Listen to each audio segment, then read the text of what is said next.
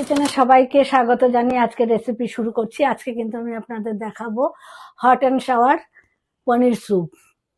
পনির এখানে আমি নিয়েছি 100 গ্রামের মতো পনির আছে, নিয়েছি এর যে 5 রকম সবজি নিয়েছি, বিনস কুচি নিয়েছি, একটুখানি গাজর কুচি নিয়েছি, একটু কড়াইশুঁটি, ক্যাপসিকাম কুচি, আর নিয়েছি 1 চামচ হাফ চামচ নিয়েছি আদা কুচি, রসুন কুচি, আর অর্ধেক হাফ পেঁয়াজ একদম ফাইন চপ করা, আর নিয়েছি একটুখানি ধনে পাতা কুচি। বাকিটা করতে করতে দেখিয়ে দিচ্ছি। ফ্রাইং প্যানে একটু বাটার দিয়ে দিচ্ছি।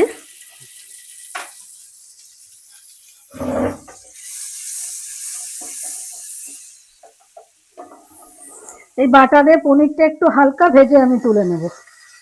একটুখানি লবণ ছিটিয়ে দিচ্ছি, জাস্ট এপিট ওপিট করে তুলে নেব। হয়ে গেছে, আমি তুলে নিচ্ছি।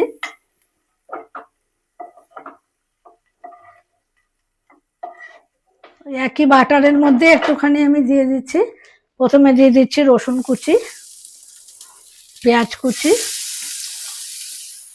এবং কুচি করা আদা। হালকা ভাজা ভাজা হয়ে গেছে, আমি এবার সব সবজিগুলো দিয়ে দেবো।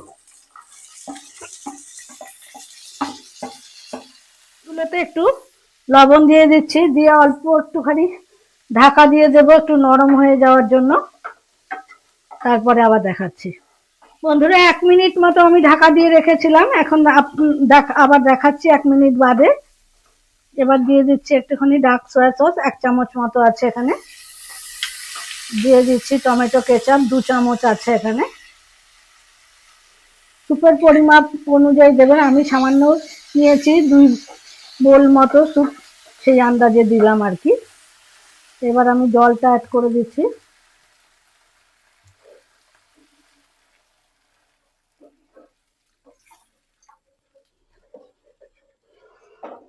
জলটা বয়েল হতে একটু সময় নেবে। দিয়ে দিচ্ছি এর মধ্যে একটু বিট লবণ, দিয়ে দিচ্ছি গোলমরিচ গুঁড়ো। এবার আবার ঢাকা দিয়ে দেব।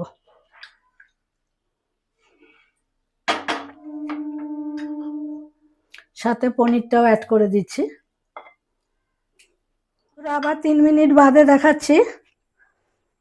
আমার কিন্তু hot and sour paneer soup কিন্তু একদম রেডি। আমি 1 চামচ কর্নফ্লাওয়ার গুলে রেখেছিলাম,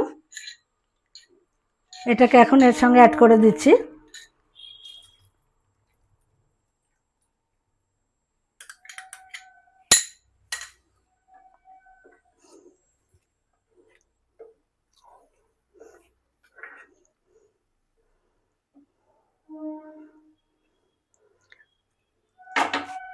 উপর দিয়ে একটুখানি ধনেপাতা কুচি একটুখানি ছড়িয়ে দিচ্ছি।